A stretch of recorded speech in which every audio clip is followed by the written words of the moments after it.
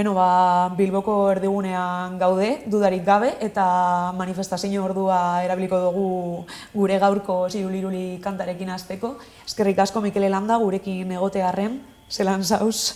Ondo, hasik, hemen bai entzuten dozuen moduan, ohikoa izaten da hemen Bilboko erdigunean, eta ondo dago gaur ez dakit zer aldarrikatzen da bizen, baina atzo egon ginen Palestinaren kontzentran adibidez, agian izan leike horrekin zer ikusi daikon zozer, eta ondo da, nik uste dut Bilboko erdigunea olako zaratek zeharkatzea, batzutan falta da. Hori da, geroz eta esparru gutxiago dauz gainera nola baiteko bestelako iritziak erakusteko, hortaz, ez daki zehazki zer dan borroka hau, baina borrokatzearen alde egingo dugu.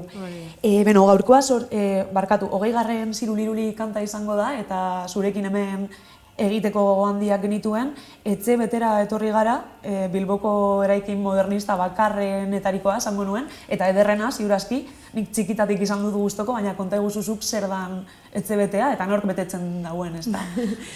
Oso leku berezia da etxe betea, esan, ez dakit, nik ez dut ezagutu antzerako lekurik, eta sorte handi auki dut, ja urte batzu darama askidalako, ateak zabaltzen etxe honetan, etxe betean pertsona asko batzen gara, berez, Gariza Filmseko iztetxearen iniziatiba dela esango neuke, baina gaur egun hemen, etxea bereizita dago bi zonaldetan. Dago, hemengo parte honetan coworking zona, eta daude Garizakoak, La Dramatika Erranteko neskak, gero Noma Acting, Naiara Carmonak daukan casting eta coaching espazioa, gero Maitane Carballo soinu teknikariak ere bere lekua dauka, eta daudolako gela batzuk lanerako direnak, baina gero bereziena dela edo nik uste dut identitarioki ez, etxe betea definitzen duena dela orokorrean emakume sortzaileak eta orokorren kultura munduan gabiltzan emakumeak elkartzeko leku bat da, eta hemengo iniziatiba garrantzitsuenetarekoak dira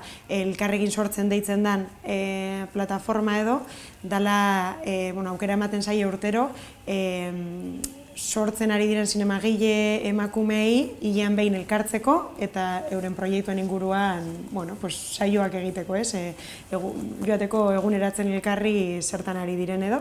Eta gero badago una habitación propia, gela bat norberena deitzen den erresidentzia, eta nik bi horietan egon nintzen azkenengo urteetan, eta holan, heldu nintzen ni etxe betera. Oin galdetuko txut garatzeko zer egin duzun bi beka horietan, baina bai egia dela hemen ezagutu ginela, eta agian ezagutu ginen egun horretan argi geratu zala, gero honelako zaintza esparruak eta lekuak egotea oraindik garrantzitsua dela, ez dakit zuretzat zeinen baliogarria izan den, esaten duzuna, emakume inguratuta egotea baino, bai, zaintza eta lana garatzeko leku bat topatzie honelakoa, ez dakit. Bai, nik uste dut, sortzaileentzako askotan lana oso bakartia dela, eta purba kontrastea da, gero filmaketetara goazenean, edo jaialdietan gaudenean, jende zinguratuta gaudela, baina gero egunerokotasunean oso bakartia da gure lana, ez? Eta niretzako behintzat, hasteko etxetik atera izatea eta beste etxe batera joan izatea, baina etxe horretan, bakarrik ez sentitzea oso garrantzitsua izan da niretzako, eta bai, zaintza bada etxe honetan gertatzen den zerbait, praktikatzen den zerbait. Bai sukaldean, bai hemen, oso eroso eta konfiantza askorekin hitz egiten diogulako elkarri, gure egunerokotasun dauzkagun gatazkei buruz edo saltasunei buruz, eta hemen komunikazio asko dago orokorrean zentzu horretan, eta ni zaindua sentitu naiz orokorrean etxe honetan, eta oso polita da bintzat hori, bai.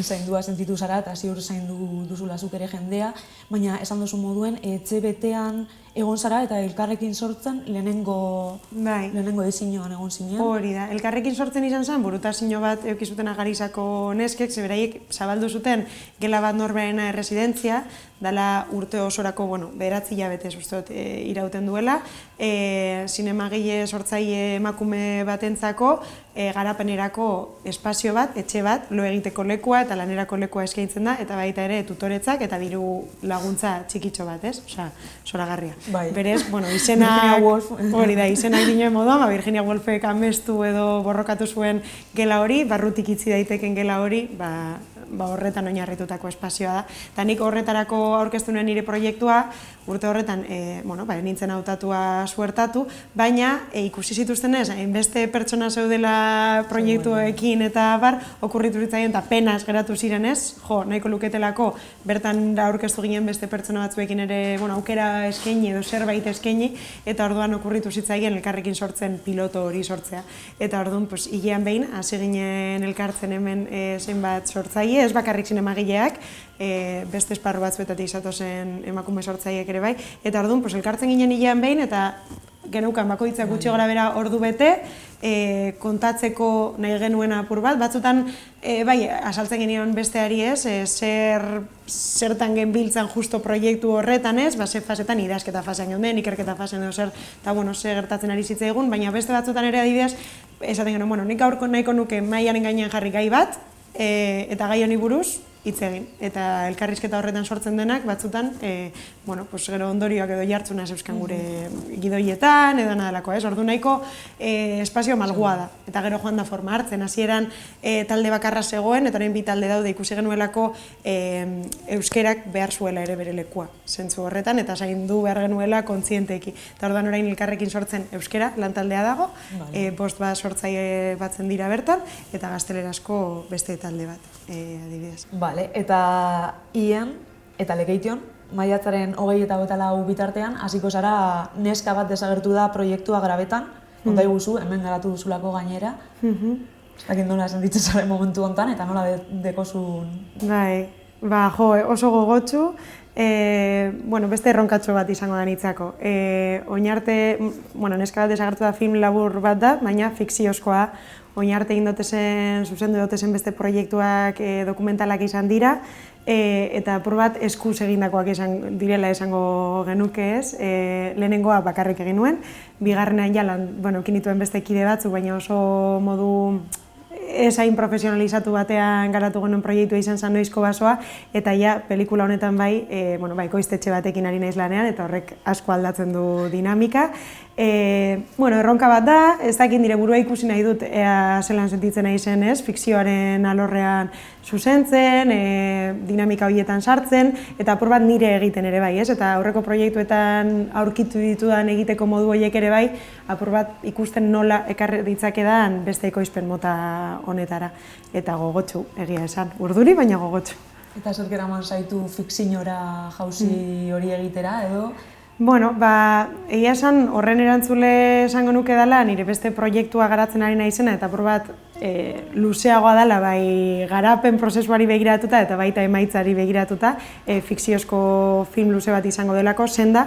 Eta Senda proiektua berez, ideia batetik dator hasiera batean, eta ideia hori dokumentaletik jorratzea zen nire lehenengo ideia, baina hasi nintzenean apur bat sartzen kontzeptu horretan, edo pelikula horren atzean dagoen galderan, hausnartzen, pentsatzen zen forma harlezakeen horrek, berehala ikusi nuen, bazeudela zenbait kontu bultzatzen nindutenak apur bat aldentzera dokumentaletik eta imaginatzera edo fabulatzera gerturatu nahi nuela apur bat gehiago pelikula horrekin, eta orduan berehala ikusi nuen fikzioa, haien interesgarria zela fikzioarekin jorratzea pelikula hau, eta orduan film luze hori egitea zanez nire erronka handia, baina bai, igual, etorkizunera begira, hainbeste hain denbora laburrean, ikusten nuen behar izana pauso txikiago batekin edo agian harremantzeko nire burua fikzio ekoizpenarekin, ez? Eta horregatik, hasi nintzen, nahi nuela film labur bat fikziozkoa filmatu, eta desira horretan nenbilela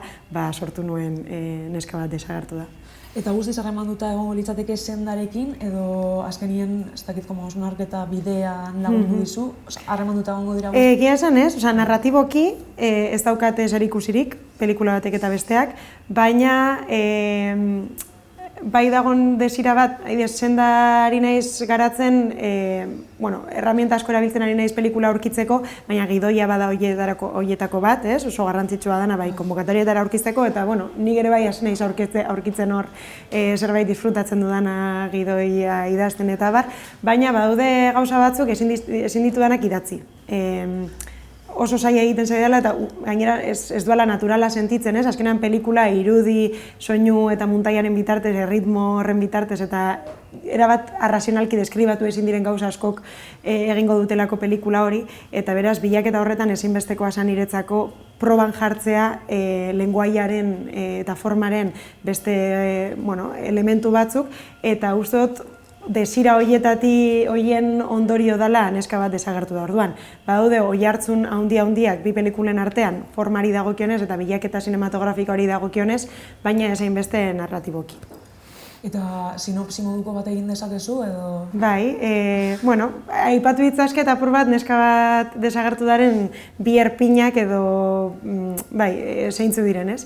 Eta tituluak berak iradokitzen dauen moduan desagerpenaren kontzeptuari buruz hitz egin nahi dut, eta desagerpenak dakarren bezala kokapenari buruz, ez? Norbera aurkitzea edo desagertzea zer den. Eta ideia hori, kontzeptu hori, nahi dut jorratu esain beste arrazionalki, baizik eta abstraktuaren munduan mantenduta, eta bai, zelan adierazi daitezkeen desagerpenaren inguruan dauden kontzeptu asko, baina irudi eta soinuen bitartez, sentikortasunaren bitartez, gorputzen sentsazio horien bitartez, ez? Orduan badago desagerpenaren inguruko gogoeta bat zinemaren bitartez jorratu nahi duana, eta gero badago bebai doluaren ideia, lehenengo doluaren kontzeptua edo, ez dakit kontzeptua da, baina ideia horrek asko elikatzen dago bai pelikula hau. Nik neuk bizi izan nuelako pertsona guztiok bezala, heltzen da momentu bat, batzuei arinago, beste batzuei beranduago, baina lehenengo aldi bat izaten da normalean inguruko norbait hiltzen dena, ez? Ez dut nahi jorratu dolu traumatikoa, ez hainbeste nahiz da dolu guztia diren traumatikoak, baina berez naturaren parte sartzen den dolu horrek ze ondori dauzkan gugan, eta zelan lehenengo aldiz beti hor egondan zerbait, betikotzat ikusten genuen zerbait, norbait, kasu honetan, desagertzen danean, hutsune bat uzten duenean, horrek gugan eragiten duen prozesua, edo aktibatzen duen prozesua. Eta hori da, apur bat, neska bat desagertu den zeharkatuko duguna. Oso interesgarria da gainera ikerketa sakonak egiten dituzu, eta uste dut oso gustuko duzun zati bat dela, eta gainera gehian batutan emaitza baino gehiago, ezta? Komentatu dugun moduen, orduan ez dakit doluaren ikerketa honetan zerbait aipatu dezakezun zure kodigo bilaketa honetan, eta baita ere bilatu izan baduzu gero apurtzeko lehen aipatu duzun moduen. Egia da, nahiz eta gero sinema izango den emaitza edo helburua ez, kodigoiekin, irudiarekin, soinuarekin, muntaiarekin lan egitea, orokorrean, pelikula bat egiten hasten ari zenean, literaturara jotzen dut asko, pila bat. Eta literatura esparru ahalik eta edatuenean.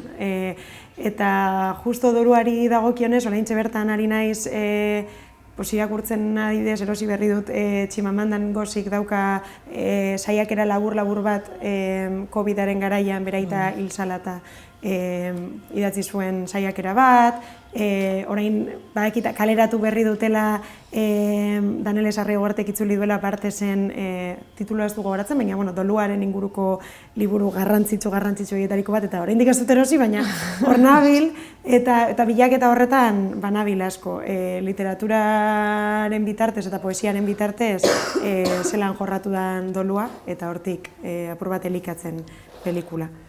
Doluaren inguruan berbetan gabiz, eta lehen aipatu duzu baita ere, kazetaritza lanetan ibili zinela, informatiboetan gainera, COVID garaian, suposatzen dut horrek ere influentzia izan duela zure hausnarketa honetan, edo ez dakit? Bai, egia esan nahian ez da erabat kontzientea, baina nik uste dut guztio, garai horrek danoi eragin zigula asko, eta nik gogoratzen dute hori gogorra egin zitzaidala egunerokotasunean datuekin lan egin behar nuelako, ez? Heriotza zifrak egun bat bai hurrengoan ere bai aipatzea tokatzen zitzaidala eta informatzea tokatzen zitzaidala, eta gian momentu horretan nintzen ere bat kontziente eta egiten nuen, esaten dituen zenbaki horiek, ez? Baina gero guzti horrek badauka bere modua gure gorputzean sartzeko, eta gero gainera kontraste handiz bizi izan nuen egunerokotasun hori, ze albistegietan denbora guztian mugitzen genbiltzan, leku askotara jotzen, pertsona askorekin geunden, garai horretan kontaktuak murriztu behar ziren, garai horretan justo gure lanagatik asko tokatzen zitzaigunez, hori egitea, baina gero aldi berean gurasoak urrun nituen, eta bereziki ertxiagoak izan ziren hilabete horretan, ez?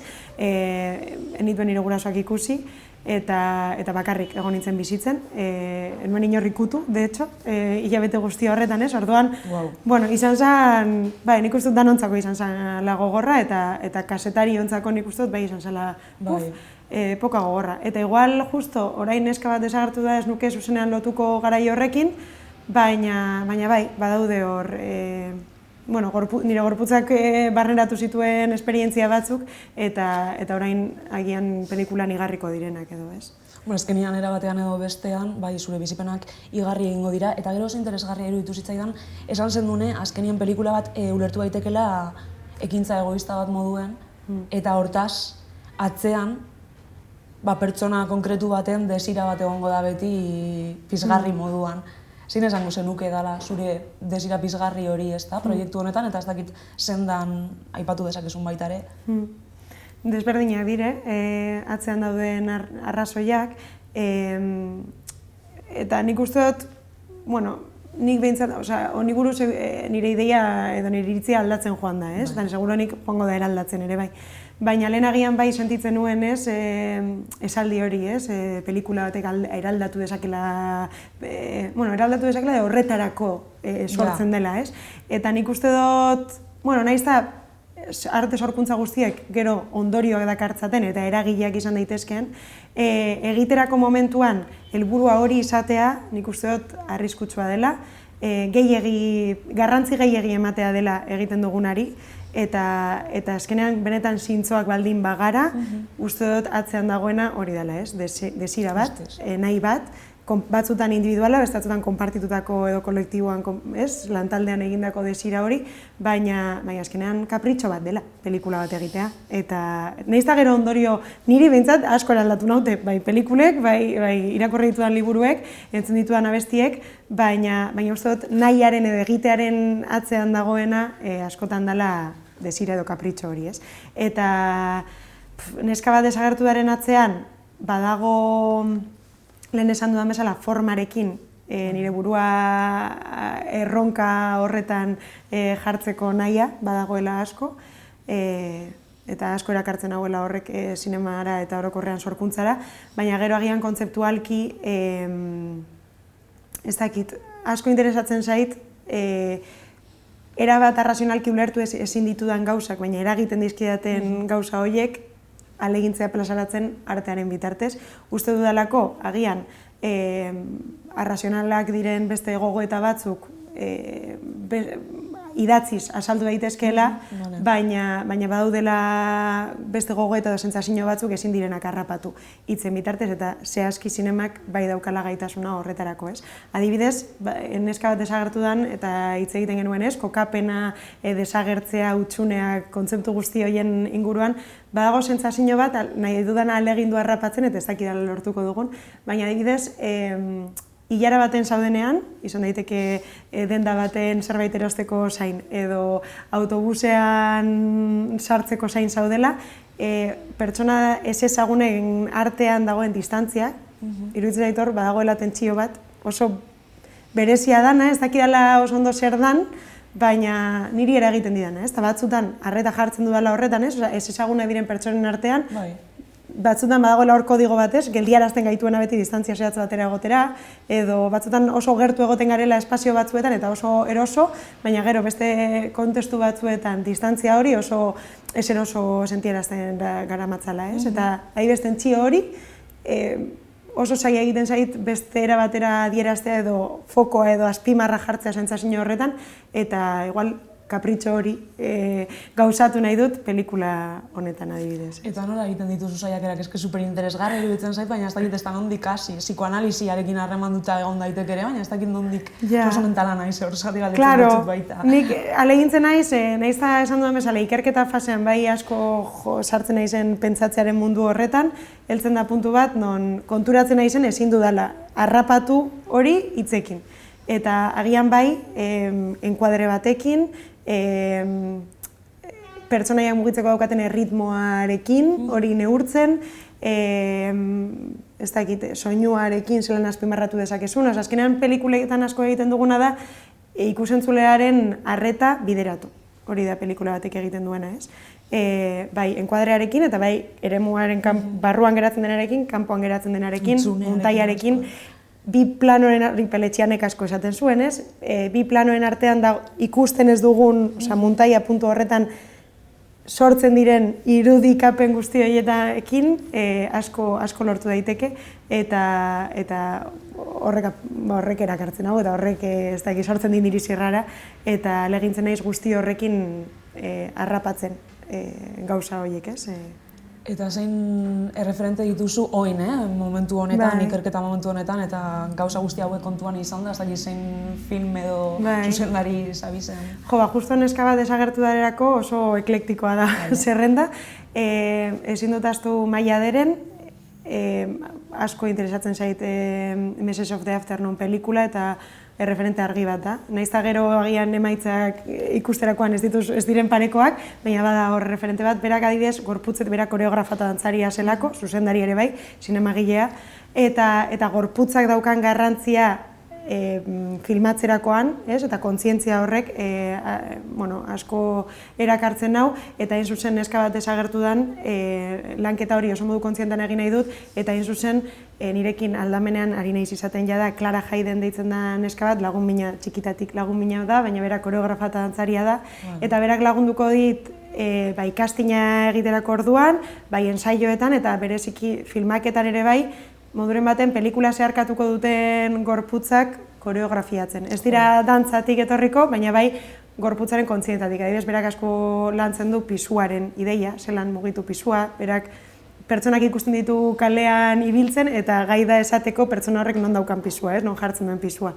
Eta adibidez guzti hori diluitzen alegintzea eta modu kontziente batean erabaki eta erabili ahal izatea pelikulan oso garrantzitsu bat, adibidez Maia Derenek iruditzen zait hori egiten duela, sinema eta dantza hor lausotzen dituela muga horiek. Eta gero beste referente oso argi bat da Mulholland Drive, adibidez.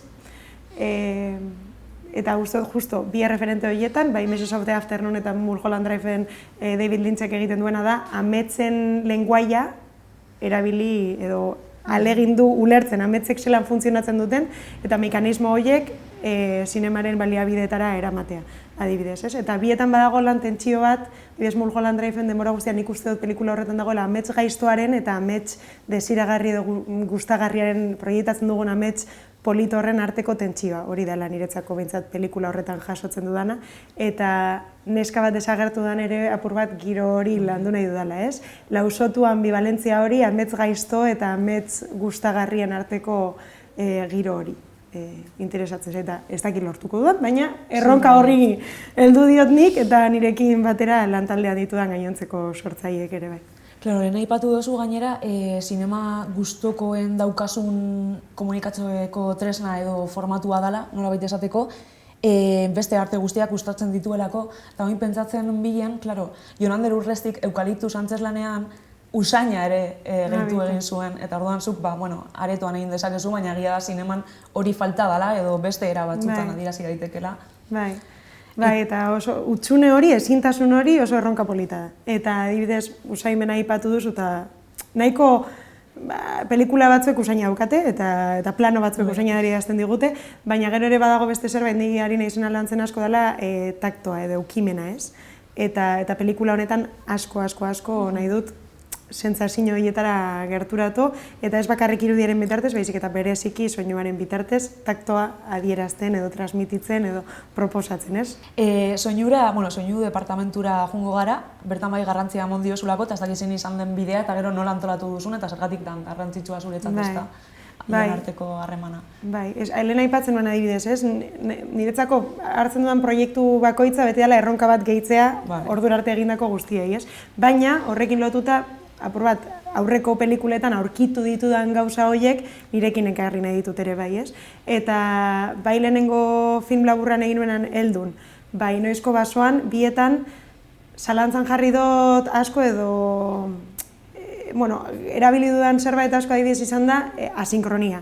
Hau da, askatzea soinua eta irudiarekin askotan egiten dugun bezala pentsatzen hasten garela iruditik eta gero gainontzeko elementu guztiak horren supeditatzen ditugula horren behar izanetara, apur bat kontrara egiten alegintzen naiz. Eta gian, buruan dauzkadan soinu batzuk, lehenengo hori montatu eta gero irudia montatu adibidez. Noizko basoan horrela egin nuen, lehenengo soinu pieza bat filmaketan hartutako, grabatutako soinu pila batekin egin nuen pieza bat bakarrik sonoroa sana, pelikula bat horrela montatuta zegoena, eta gero sartu nintzen irudiarekin lan egitera. Kasu horretan izan zen, enuelako beste aukerarik izan, ze filmatu genuen 16 milimetrotan, eta gauza askoren ondorioz, Elias Kerjeta Zineskolan momentu horretan ezin nuen errebelatu filmatu nuen hori, baina grabaketa digitalean egin nuenez, neukan material hori ez, eta orduan, hasi ahal izan nintzen muntatzen lehenengo soinuarekin. Eta ikusi nuen, agian behartuta heldu nintzen prozesu horretara, baina aurkitu nituela gauza pila bat. Eta orduan nahiko nuke apur bat, orduan esperientzia horietan jasotako edo aurkitutako metodologia edo egiteko modu horiek ere orain fikziora ekartzea, ez? Eta soinuan ere ari naiz garrantzia handia ematen horri eta pentsatzen nahi bez askotan postprodukzio faserako izan ditugun gauza batzuk ekartzen preprodukziora, erabaki horiek adibidez. Eta bilerak egin dituzu haien artean, badakigu zirulari izan gendun hemen Peru Galbete, argazki zuzendaria dela zuk esan dozu moduen, baina kasu honetan soinu banda egingo dau, eta gero, Maitane Carballo eta Asier Renteria izango dira soinu departamentoko buruak, nahiz eta gero beste pertsona batzuk sartuko diren ere bai. Eta bai, nik ez dakit ez dudalako inoiz zuzendu soinu banda bat edo ez dudalako inoiz egin pelikula da soinu banda izan duena. Baina pentsatzen jarrita zelan egin nahiko nukeen hori oso argi neukan, hasteko lausotu nahi nuela soinu bandaren eta soinu diseinuaren arteko muga. Hainbeste lausatu batzutan problematikoa eta erronka zaila izango dela, ez? Delimitatzean nork egin behar duen zer eta horretan gabiltza, elkarrizketak eukitzen eta bai Perurekin eta bai Asier Renteriarekin, baina horregatik precisamente datorren astean egingo dugu bilera bat, 3 departamentu hauetako soinuko 3 buru hauekin, erabakitzeko bakoitzak zer egingo duen edo aurkitzen duen bere herramienta edo bere muga zein izango da apur bat, ez? Eta adibidez soinu bandari dagokionez, hasieratik gogoan neukan Peru gonbidatzeko filmaketara baita ere. Eta berak egin zezan, guk filmaketa rodajea egiten gendun bitartan, berak bere rodaje paraleloa egin zezan, eta izatu ahal izateko berak, gero soinu bandarako berarentzako baliagarriak izango diren askatasun osoarekin, soinuak espazio horietan gu filmaketa egiten ari ginenak, ez? Eta gero berak ere nahi izan ez gero, Maitaneri eskatzeko, zuzentzeko Maitane, hein handi batean, gero soinurako erabiliko dituen beste gauzak aurkitzeko, ez? Eta bai, eta oso ez dakitzelan irtengo dan, baina gogoa dauzkagu eta Peruk ere antza, erronkartu lan asko egingo du eta, uste dut gustatuko zaigula, emaitza espero dut. Ziur baietz, baina gainera 3 egon behar dira nolabait motibaute erronkarekin. Azkenien ezberdina delako eta gero emaitzak ikusiko dira, baina ziur interesgarriak direla. Hori bai suposatzen dut ez dela soinu banda minimalista dela, edo paisaia sonoro batetik hurbilago egotea nahi dozula, edo ez dakit? Ez, nik uste dut errealismoaren ideiak, zalantza asko sortzen dizkit, niretzako adibidez. Gaur egun sinema kodigoetan, fikzioan bereziki, konbentzioetan, errealistatzat jotzen dira gauza batzuk, baina gero nik uste dut errealistatzat jotzen diren konbentzio horiek asko aldentzen direla subjetibitatetik. Osea, guk ez dugu entzuten mikrofono batek bezala, mikrofono batek dana entzuten du maila berdinean eta fizikaren legei men egiten die, baina guk entzuten duguna beste filtro batzuetatik pasatzen dugu eta ez bakarrik fizikaren lege horietatik. Hau da, arreta eta soinua erabat lotuta daude. Eta batzutan gai gara, nahiz eta entzuten jarraitzen dugun, ez aditzeko. Ez entzute, ez aktiboki egoteko entzuten soinu batzuk, ez? Eta pertzepzio subjetibo horiek uste dut ez direla beti landu izan zineman. Eta adibidez hor badago erreferente argi bat, Manto de Gemas deitzen den pelikula bat, Natalia Gallardo uste deitzen dela zinemagile mexikarra, eta berak hori egin zuen bere azkenengo pelikula horretan adibidez, dela arretaren filtrotik pasatu soinu diseinua eta ez hainbeste fizikaren edo konbentzioa errealista hoien filtrotik, ez? Eta hori asko interesatzen dut. Orduan ez nuke esango errealistatzat jotzen den trataera bat izango duela, baina aldi berean bai gerturatu nahi dudala subjektibitatera soinuaren diseinu. Ez gaian, oin pentsatu dute realistatzat hartzen ditugun gauza batzuk konbentzionalismo bakarrik, konbentzionalismoak direla, ez da? Euriarena arautz prigituekin egitea, edo horrelako gauzak, ez da? Agian gero jartzen duzu benetazko euria eta ez ginateke konturatuko, edo... Bai. Zego, ez interesgarria. Bale, gero, bai esaten duzu, egin duzun gauzarik profesionalena dala, nahiz eta kriston kurrikuluma daukasun oin arte, baina, bueno, gila da, ekoiztetxarekin hasi zarela lanien, eta... Bueno, baita ere jende gehiago zauziela, ez da, lantaldean, nola bizitzen ari zara hori, eta... Ez dakit, oso nahin oso pozik nago, eta esaten nuen, agian ohikoa da edo agian ez, baina behintzat ni lehenengo aldiz hasi nintzenean neska baten ja, Ana Angulo ari da hemen lanean buru belarri ekoizpenari dagokionez garizatik lanean, eta lehenengo aldiz jaso nuenean e-mail bat edo mezu bat, bera esaten, egin dut hau ja, lortu dugu hau beste, eta lehenengo aldian, nire pelikula batean, nien enbilenean lanean, pelikulak aurrera egiten jarraitzen zuela, ez? Eta agian hori horrela izan beharko litzateke, baina nien nago dituta horretara, orduan izan zen, momentu bat, postasuna handia eman zidala, ez? Ikusta beste pertsona batzuk ere, lanean eta aurrera egiten, lehen esan dudan kapritxo horretarako. Eta eurek ere ikustea zerbait, interesa daukatela eta gogoa daukatela pelikula horrek aurrera egin desan, ez? Baina gero badaude fikzioak dauzkan dinamika batzuk, ez dakidala oso ondo nire burua zelan aurkituko dudan hor, eta horretarako ere balioko dit honek, ez? Fikzioak eta rodaje hauek eskatzen dute zurruntasun bat eta dinamika batzutan hierarkiko batzuk eta abar, ez dakidala oso ondo, gustatuko zaizkidan ala ez, nire burua zelan aurkituko dudan ez, oraingoz aurre produkzioan nahiko gustora nago, bebai aukera eman didatelako diseinatzeko eta esan dudan moduan, ez? Igual normalean bukaeran sartzen den pertsona bat hasierara sartzeko eta askatasun handia ematen ari dira zentzu horretan, beraz oso pozik nago, baina ikusiko dut, zelan ikusten dudan nire burua, ez? Fikzioaren dinamika horietan eta ikusiko dugu, aldatu beharko ditudan gauzak luze metraiari begira edo ez, edo, bueno.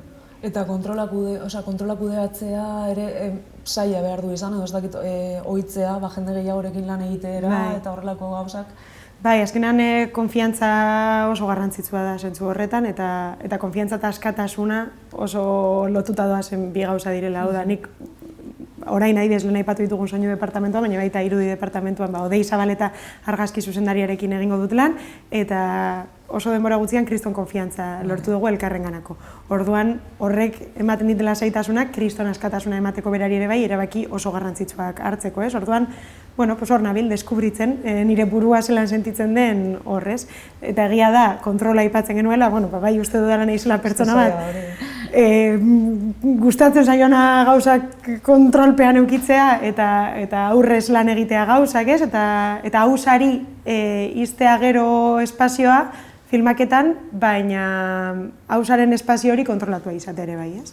Eta nik uste dut horrela egiteko joera edo horrela egiten ditudala gauzak, orain arte ezin izan ditudalako bestera batera egin. Hau da, egin ditudan lehenengo pelikulak bakarrik egin ditudanez, dana egin behar nuelako nik, ez? Eta horri eskerrak atera dira pelikula horiek.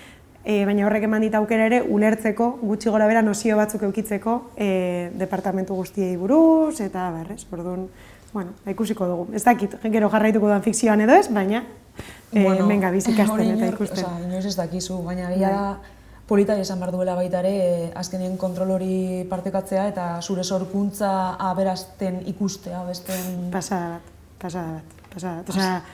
Horregatik aukeratu ditut pertsona guzti hauek, benetan miresten ditudan sortzaileak direlako, bakoitza bere esparruan, eta eske unkitu egiten nau, pentsatzea eurek hori ez, nik eukin nuen ideia burutazio abstraktu gauza raro hauek eurenak egiten ari direla, ez? Eta gero emaitza ez da nire izango da benetan, ematen du klitxe bat, baina eske danona izango da, zenien nintzateke gai izango, inolaz ere ez, orain arte egin ditudan bezala pelikula hauek egiteko, hau, nintzateke gai izango. Bultzada izan zen hori, ez da, desio egoista hori deitu duzuna, edo hasierako ideia hori zuk sortua eta gero aberastua bestean artean, hori bai.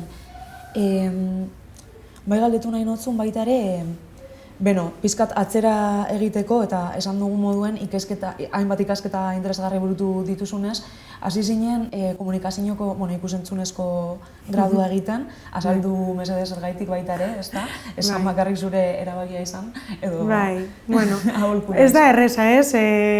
Orain daudenak karrera erabakitzeko momentu fase horretan gogoratuko duten, nimentzan daiko, gogorra izan zen garai hori. Ni beti uste dut, izan izela pertsona bat artearekiko interes handia izan duena, bai kontsumitzaile bezala, bai espazio bat ni oso eroso sentitzen nahi zen, eta hasten eta gero eta erosoago noala aurkitzen, baina betidanik eduki dut lotura bat horrekin, ez? Baina egia da, ikasketetan nahizko pertsona formala izan naizela eta gustora sentitu naizela ikasketa dinamika horietan, bai ikastolan, bai gero DBH-en, leku guzti horietan, ez, institutuan eta bar, eta horrek bideratzen ninduela eta orientatu nindutela beti izaten da, ez? Ikasle hona baldin bazara, zientziak ikasi behar dituzu, ez? Eta aukera gehiago edukiko dituzu, gero egin dezakezu nahi duzuna, baina aukera gehiago edukiko dituzu, eta gero ikusunen hori ez dela egia, hori ez dela horrela, eta nik neuk, naiz da mutzen, hartu nuen erabakiaz, baina gustatuko litzaidak adibidez, batxilergoan, zientifikoa egin beharrean, eukizan banitu artearen historia asignatura-tzat, edo literatura unibertsala, edo beste batzuk, ez, faltan, eta gero nire kabuz gerturatu naiz espazio hietara, ez.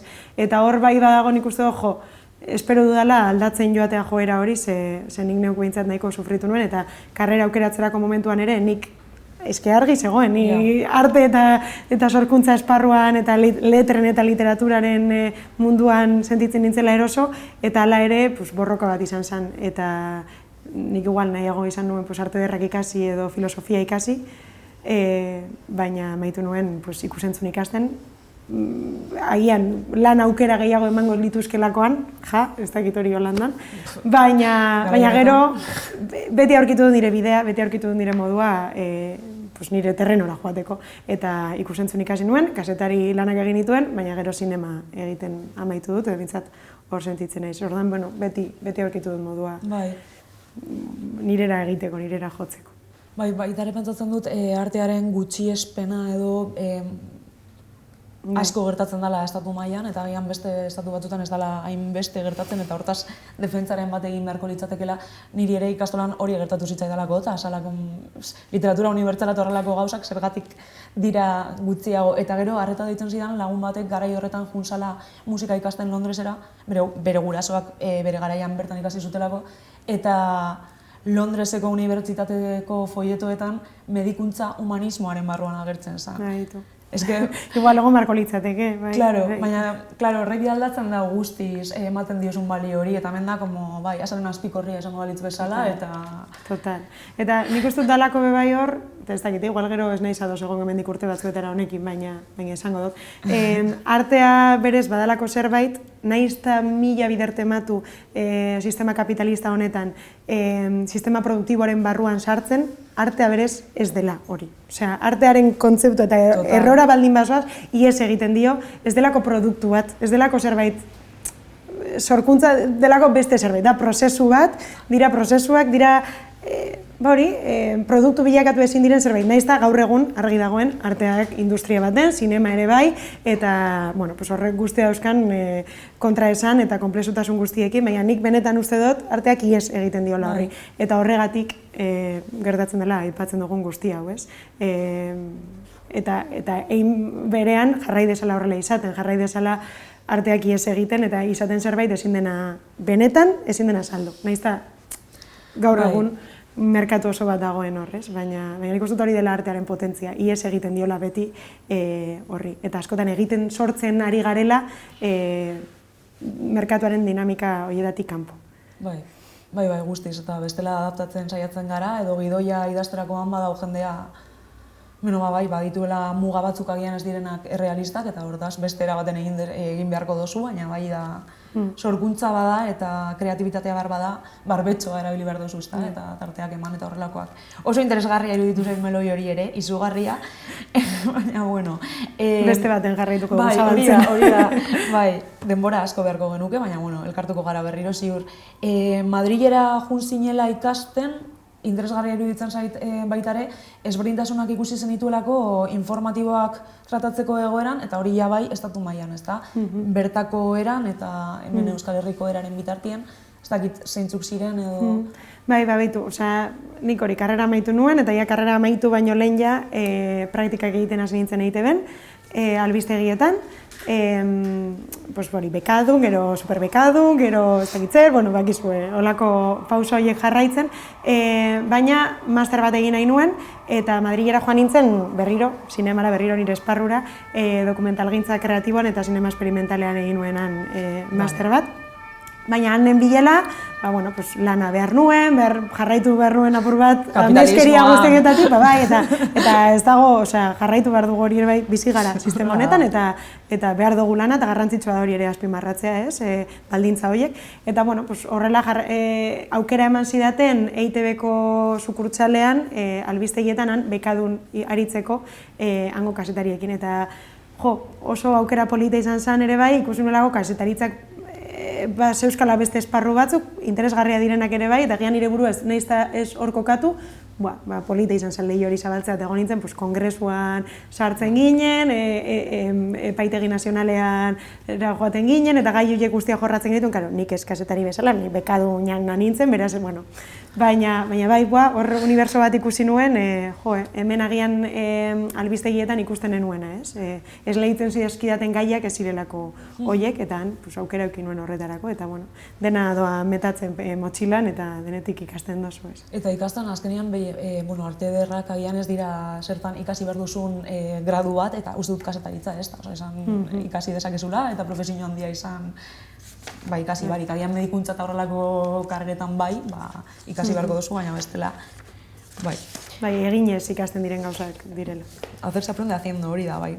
Eta, gero, gainera, eske hau ere superinteresgarria da, baina Maliko abentura horren inguruan jarraian izan zen, ez da, edo?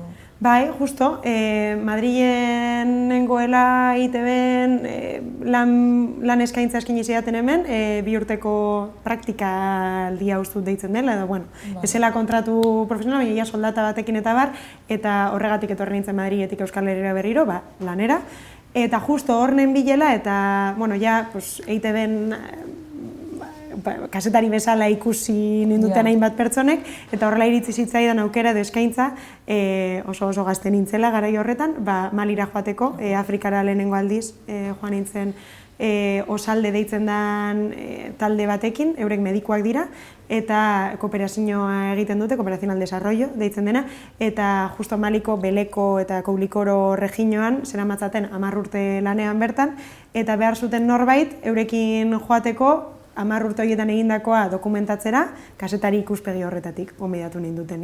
Baina nik, zinemaren esparrurantza eramatea ere lortu nuen, ez? Eta niretzako izan zen kriston, eraldatu ninduen esperientzia bada, benetan. Lehenengo aldia zelako niretzako nirea esen mundu logika batekin guratzen ninduenan, benetan. Gerora hausnartu eta pentsatu dudan zerbait esperientzia bat izan da, garai horretan, badakit, zeharkatu ninduela. Adibidez, ikusten nituelako nik sinisten ez nituen gauzen ondorio materialak, adibidez, ez? Osea, nik daukadan mundu lerkera kosmobizioatik erabat atzeuden logikak eta ondorioak, ez? Nahiz nik ez sinistu gauza baten ikusten nuen gauza askok ondorioa zituztela hor, ez? Eta hor, sinesmenak sartzen dira, kodigo asko, zaintza eta osasungintza ulertzeko beste modu batzuk, eta guzti hori da zuzen, da nire luze metraiaren abiapuntu edo, eragilea izan zen esperientzia hori. Lehenengo aldiz, bizi nuenan. Eta konturatu nintzen zelan, nik han bizi izan nuena oso modu kontrolatu eta errez batean, zala, nirea ez den beste kosmobizio batean egotea, bueltatu nintzenan, konturatu nintzen zelan hemen, gure artean, esperientzia hori bizi duten hainbeste pertsonek, baina askoz ere modu gogor, latz, injusto eta bueno, sailetan, ez? Eta orduan nire esperientzia horrek egin zidan, hemen gertatzen zen errealitate bati beste begi batzuekin begiratzea, eta bueno, mundu horretan edo gatazka horietan oinarritzen da senda, luze metraia. Oso interesgarria da, eta ez dakit baita ere errutasunarekin, claro, Afrikara zoazenien, Europa gisa eta badaukagu erantzukizun apur bat, ez gu zuzenki, baina hori. Orduan ez dakit, lehen aipatu duzulako baita ere kameratik baina bidaia atzerakoan bai erabaki ezberdinak hartu dituzula, edo beste bidaiatzeko erabat daukazula oin, ez dakit honek ere eraman zaituen. Bai, erreduntasuna bada zerbait hor daukaguna, eta nik uste dut erreduntasuna eragile izan behar dela, eta ez deseraikitzen edo blokeatzen gaituen zerbait. Bai deseraiki, baina ez blokeatu. Eta justo Malikoa izan zen lehenengo aldia, olako bidaia handi bat egiten nuena, lan arrazoi batengatik, eta uste dut kriston privilegio daukagula sinema munduan gabiltzanok edo kasetaritza edo, bueno, esparru honetan gabiltzanok, bidaiatu dezakegulako lan kodigo horietan, ez? Eta deskubritu nuen hori dela nahi dudana. Eta aldi berean oso ezeroso, gero eta ezerosoago sentitzen naizela edo sentitzen nintzela, bidaiatzen nuenean turismoagatik berez, ez? Hemen ez dut nahi, bakoitza sentituko da sentitzen bezala, baina nire esperientzia hori izan da, agian bebai, eta oso modu egoista baten, baina ni Bilbon bizi naiz orain, Bilboko Alde Zaharrean, eta nire gorputzan ari naiz eta nire auzoan ari naiz ikusten turismo eredu horrek dauzkan ondorioak, ez? Pairatzen ari gara, bueno, eta bai, asko zeharkatzen hauen zerbait da, eta orduan, karo, nik hori ikusten dut dira auzoan, eta noanean bidaiatzera, ni sentitzen naiz parte, ziklo horrena ez, edo dinamika horiena, eta gero eta ez erosoago sentitzen naiz. Eta uste dut ez naiz lani bakarre, bezik, eta asko hitz egiten dut lagunekin, eta asko partekatzen dugun sentsazioa da, eta horrek eraman nau, erabaki aktiboa hartzera, ez dudala nahi horrela bidaiatu, eta bueno, turismoa egiteko edo bidaiatzeko moduak beste batzuk izan daitezela, eta aipatu da lanak ematen dit aukera, adibidez, Mexikora joateko horrela eukinuen aukera, Europan ere zehar, bueno, hori da moduetareko bat, eta gero bestea lagunak bizitatzea. Eta lagunen bitartez, hau da, beste leku batzuetan jada bizitza bat daukaten pertsonen begien edo ikuspuntuaren bitartez joatea beste leku batzuetara, bai iruditzen zait, erosoago sentitzen naizela modu horietara bidaiatzen, asko gustatzen zait bidaiatzea, baina, bueno, igual ari naiz aurkitzen nire modua eroso sentitzeko horrekin, ez? Bai, esken, nik deituko nioke horri bidaiatzea eta bestea turismoa egitea, baina egia da, danak gauzela... Baina egiten dugu turismoa da ere, noski. Bueno, eta hemen ere barruan, Euskal Herri barruan egiten dugu, ez? Eta, bueno, hor badaude gauza asko kontraesankorrak direnak eta eserosotasunak daudenak eta kritiko egitera garamatzen denak, eta, bueno, bai, bada zerbait azken aldian buelta asko ematen dizkio denak, eta bilatu nahian nabilela, ez, nire modua horrekin harremantzeko. Eta momentuz da, lagunak bizitatzen jutie, edo proiekturen baten bidez... Gonbidatzen banaute, lanera, bai, eta bidez Mexikon horrela gonintzen, nire hilabetez lanean a full, libre, egiten genituen gainera, 7 egunetatik 6 lan, ordu asko, eta hala ere, sentsazioa daukat, modu horretara asko zero hobeto ulertu nuela edo gerturatu nintzela hango zer dan Mexiko ulertzera nahiz zati txiki bat ezagutu nuen, alderantziz 3 hilabete eman izan banitu baino zeharkatzen herrialdea eta gonintzen DF-en gehien bat, ez nintzen mugitu handik eta bai ezagutu nituen agian auzo batzuk, nire lankideenak bizi ziren auzoak, bestera badera sekula iritziko ez nintzen lekuak, ez? Eta ez dakit. Asko zera hobeto ezagutu nuen Mexiko. Rodaje horretan egon nintzenean itxaronaldietan eurekin hitz egiten, eta egoten, eta ikusten, pertsonak ezagutzen, handi barruan bidaiatzen baino, ez? Eta, bai, izan zen kriston oparia. Gizartean murgildu zinelako eta benetan ezagutu, ez da gero resort batean geratzen bazara ez duzu ezagutzen. Eta nahi izan, nahiz askotan turismoa modu horretara nahi egin, batzutan ezin da. Eta ez da pasatzen, ezin da, eta listo, ez? Igual ezin da, ez da pasatzen.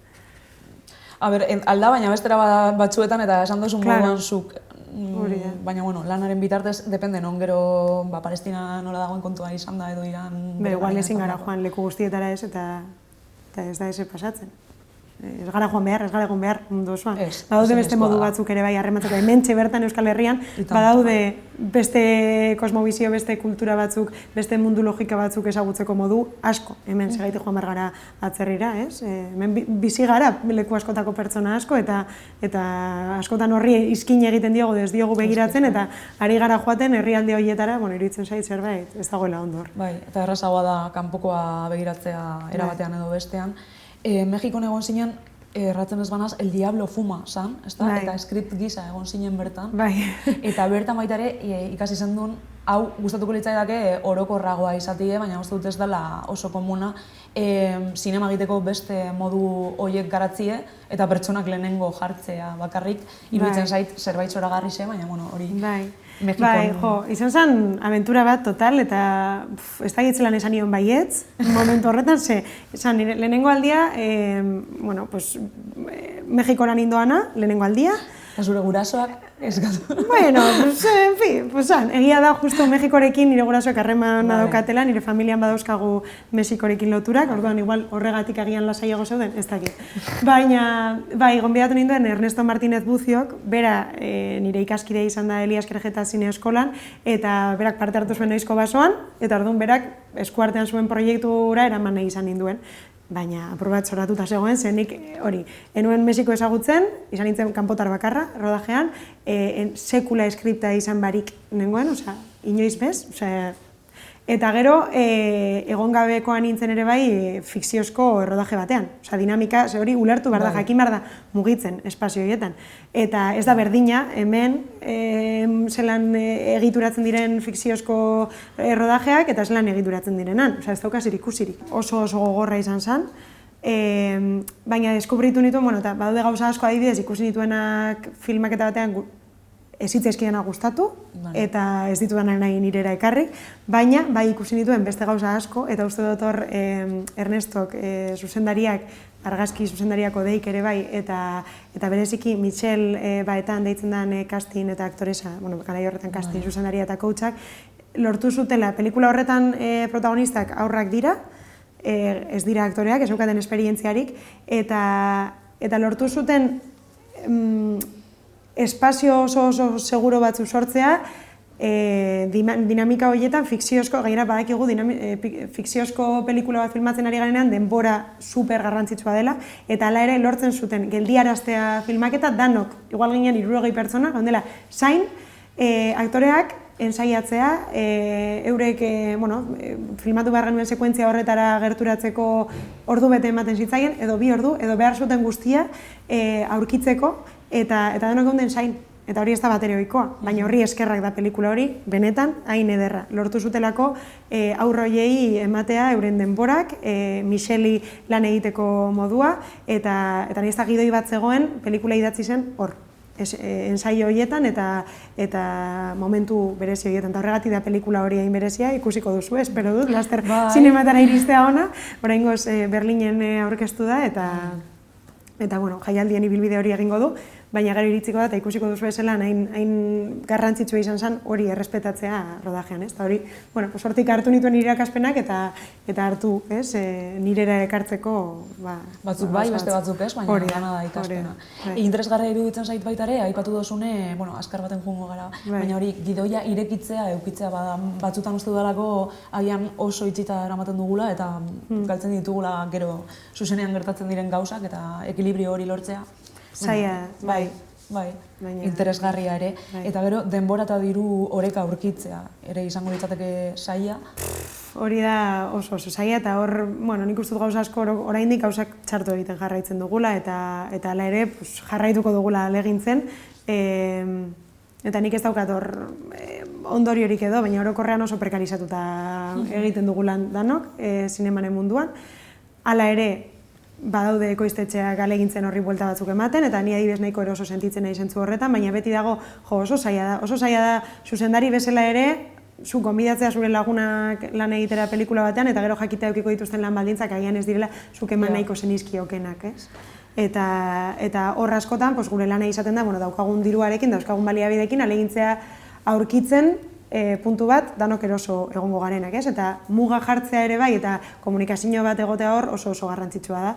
Eta niri tokatu zait, skript bezala joatea lekuetara, eta adieraztea, bueno, pues, dauden diru laguntza edo diru baldintza hauekin, nik eman dezakedan denbora, hau da, ez? Eta muga horiek jartzen ere ikasi behar dugu, eta nik orain zuzendari bezala eskertzen dut pila bat lantaldean dauden pertsona gerturatzen zaizkidanean, eta hau adierazten dedatenean, eta nahiz oso mingarria den eta oso zaila den, gustatuko litzai delako danok askoz ere baldintza hobeagotan lan egitea, eta ez izatea arazo bat, bada, kasu askotan, ez? Eta orduan, bueno, legintza hor mugak ipintzen eta oreka bat bilatzen, oso, eta ulertzen dudala, behar dugu dirua, eta ezin badugu dirua jaso gustatuko litzai guken lan hauek egiten, beste lan batzuei dedikatu behar diegula denbora, eta orduan, danok hartu behar ditugula horrera bakiak, eta hori ere badala parte, zuzentzearen parte ere bada. Nik uste dut horren kontzientzia okitzea, eta nahiz da katzak egin, legintzea, bueno, alik eta modu hoberenean egiten, ze pelikulak ez dira gauzarik garrantzitsuena. Garrantzitsuena dira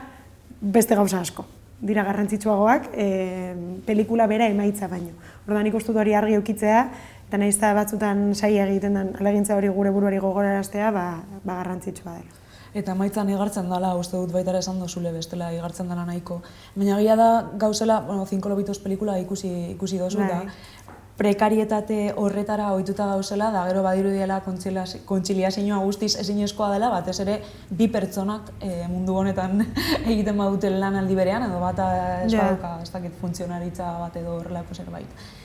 Baina, bueno, baita ere hori zaintzari esparru bat ematen, lortuko ditugu tarte gehiago izati, eta gero suposatzen dut Gariza Filmsen ere emakume gehiago dauzenean, ez dinot beti eta ez dinot ni all men, ni all woman, baina agian, beharrezkoa denez kontziliazioa, ez dakit nahi ikusten duzun zu. Nik uste dut igartzen dela, eta nik Arisarekin denbora gutxi daramate, elkarlanean, nahiz da etxe betean bai egon nahi zen, apurka-apurka jo naiz ikusten zelan egiten duen lan, nian lehengunean hitz egiten nuen euretariko batzuekin, eta esan dute eurek eskertzen dutela pila bat adibidez hemen ama izatea kontuan hartzen dalako. Eta nahiz da pila bat lan egiten duten, eta uste dut oraindik ez duten aurkitu modu zehatza zein dan, gutxienez gogoeta bat eskaintzen diotela horri, eta alegintzen direla apur bat alegintzen bizigarriago egiten gure mundu hau, ez? Zen edot, zinemaren industria hau.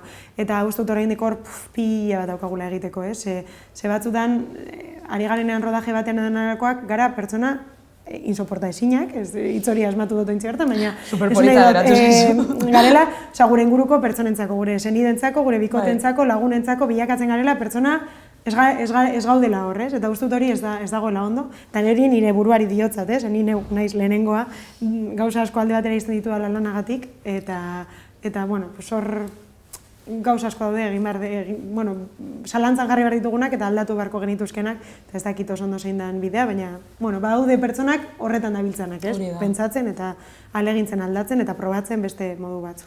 Eta gira da esan dozuna, azkenean sorkuntza badaukala obsesio puntu bat izan behar duela, eta hortaz, kanpoan dauzen beste gauza batzuk, las cosas mundanas edo bosta sola, ez dakit, saiak direla batak eta besteak uztartzeko. Hainbat eta hainbat gai irekiko nituzke zurekin, baina bukatzen jutearren, beste egunien, Dylan pelikula estrenatu berri dutenez, Europan, prentza horreko baten, aktore protagonistari egin zioten galdera bat bota nahi dotzut, zala, garai hauetan, bereziki, aktivismoa eta estetika bereizi daitezken edo ez, zer pentsatzen duzun zuk, hori, apolitikoa eta distantziak idea izatea, ez dakit nola ulertzen duzun zuk, hori. Nik uste dut zintzotasunarekin dagoela lotuta hor zerbait, eta nik uste dut, klitxe bada, baina dena dela politikoa eta hori holanda, hori mai gainean dago, eta sortzaileok gizakiak garela zeharkatzen gaituztela borroka askok, eta guzti horrek moduren batean edo besteren batean edukiko duela ondorioa erabat argi dago pelikula horretan. Batzutan kontzienteagoa da eta batzutan argiago irakur daiteke eta beste batzutan oso modu ikusi ezin daitezken erabakietan egongo da hori, ez? Baina nik uste dut hartzen ditugun erabaki guztien atzean daudela gure kondizioak, bai klase kondizioa, genero kondizioa, nongoa garen, non bizi garen, ze hizkuntzatan hitz egiten dugun, guzti horrek egiten gaituela garena eta sortzaile bezala horrek beti egiten duela bidea obretan, ez? Egia da, nik neuk orain arte egin ditudan pelikuletan, tematuago egon naizela edo autore bilaketa batzuetan edo formaren bilaketan eta uste dudalako ikasten ari naizela oraindik eta nire pelikula guztia direla niretzako ikasketa prozesu bat eta orduan esparru horietan ibiltzen naizela eta gian naizela erabatera oso sentitu gai batzuk oso modu kontziente eta gai horiei buruz hitz egitea oso modu zuzenean, baina uste dut egiten dudan guztietan dagoela politika eta zeharkatzen dituela moduren batean edo bestean. Zure zinema egiteko eran bada guzti hau baita ere. Azkenean Laura San poeta bat da, berare, laguna dut, eta berak beti esaten dau poetikoki egiten dauela berba, politikoki berba ez egiteko. Eta kriston politikoa da, olerki guztizetan, eta uste dut hori dela berdine, ez duzu egin berba Palestinaren aldeko zerbait zehazki, eta hauan daukagun eredua delako, baina esan nahi dut, zuk zaintzak praktikan jartzen badituzu zure sinema egiterakoan, basauz iritzi bat usten, bertan uste dut. Bai, eta batzutan aukeratu behar ditugula bai borrokak ez, eta agian gure lanak ezin duela dena hartu, baina pertsona bezala bai izan gaitezkela kontzienteak horretan, eta nik adibidez orain bada zerbait asko pentsatzen duela, eta ez du nahi zabaldun meloi hori, baina beste meloi bada, dela hizkuntzaren kontua ez, euskararen egoera zein dan, eta zer egin dezakegun sortzaileok horrekiko eta ardura horretan uste dut bai banabilela asko lanean edo pentsatzen dudala asko sortzerakoan kontzienteki horretan, hizkuntza trataerari buruz edo autuei buruz. Hor badagoela zerbait, banabilena lanean eta a ber. Bai. Eske pena handiz, baina bukatzen jun behar garenez, ez dakit zein. Bale, gomendioekin jungo naz, bestela hainbat meloi irekiko ditugu, baina ja off the record. Ez dakit, azken bolan ikusi duzun zerbait gomendatu nahi duzun, edo zein gauza izan daiteke, pelikula, musika, erakunde bat, elkarrizketa bat, dena dalakoa. Bale, bat baino gehiago, aipatuko du, zai egiten zait aukeratzea. Beitu, justo ontxe lagunei gaur goizean gomendatu diet pelikula bat, Andrea Arnolden Bird, pelikula justo filminen jarri berri dutelako, eta urtengo zinemaldian ikusi nuen pelikuletatik, asko eragin zidala pila bat. Asko gustatzen zait pelikula hori, orduan hori gomendatuko nuke pelikulen artean. Gero, liburu bat, saiakera bat, Said El-Kadawi deitzen den idazle psikologo baten saiakera da, deitzen da Radicales, eta justo beste kontestu batean baina gomendatu berri dudan liburua ere bai, eta izugarri eragin zidan, eta hain zuzen, liburu hori horretara heldu nintzen nire gomendatu zidatelako, nire lagunik horrela gomendatu zidan, beraz, beitu, hori aipatuko nuke, eta gero, ez dakit beste esparruren bateko zerbait, hitz egin dugu gaur, baina Peru Galbeteren musika adibidez, iruditzen zait oso ederra dela, eta jende askori gomendatuko niokeen zerbait dela. Sendagarria eta umientzako baita ere oso berezia, bai. Así que, sortze gaur etorri zaizkidan lehenengoak, biharragian edo hemendik ordu erdira beste batzu gomendatuko nizkizuke, baina horiek. Buntatuko ditugu eta, kakasarra opa dizugu 2 hilabete barru izango duzun ziur filmazio eder horrekin, eta harremanetan egongo gara, eta espero dut baita ere, zurekin berba egiteko aukera gehiago izatie, eskerrik asko. Zeuri, garazi, mila esker.